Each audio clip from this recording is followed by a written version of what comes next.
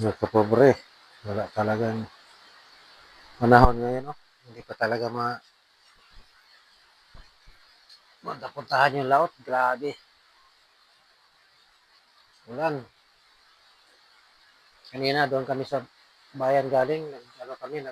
Nagbalidit ako doon sa AIK. Kararating lang namin. Ang lakas ng ulan kanina. Sa loob namin doon sobrang lakas.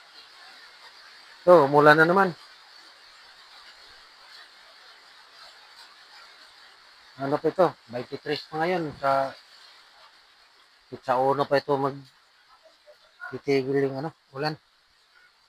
Saka yung hangin. So, ubusan talaga kami nito ng bigas. Hindi na punta-puntahan yung laot.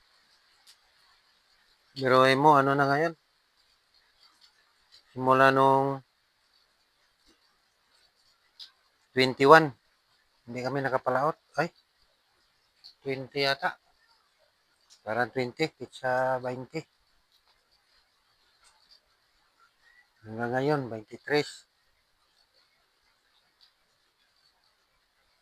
Tapos sa 21, 20, pizza 1 pa ito kaya lao rin. Nga bahaba na ng pahinga namin. Kaya kumakain na lang kami minsan na walang ulam. Naubos na yung mga dahon-dahon dito ng mga gulay. Malunggay kasi namin, pag ganitong maulan-ulan, namamatay yung malunggay pag sobrang ulan. Tataba lang yung malunggay pag tag-init, tag-araw. Pag tag-ulan, namamatay yung malunggay. Kaya nauubos yung wala na. Ang natira sa amin, na lang, talbos ng kamote. Kaunti na lang din yung dahon. Wala naman kami kasi ditong lupa na matanim-taniman na malaking lupa. Lang. Dito lang, sa paikot lang ng bahay ang matanim-taniman. Kasi doon sa ibabaw banda, dito sa likod ng bahay namin, yan, kabatuan yan. Saka hindi nabubuhay pag distansya malayo na sa bahay, hindi na nabubuhay yung mga tanim. Kasi ang kulay dito sa lupa namin, kulay pula.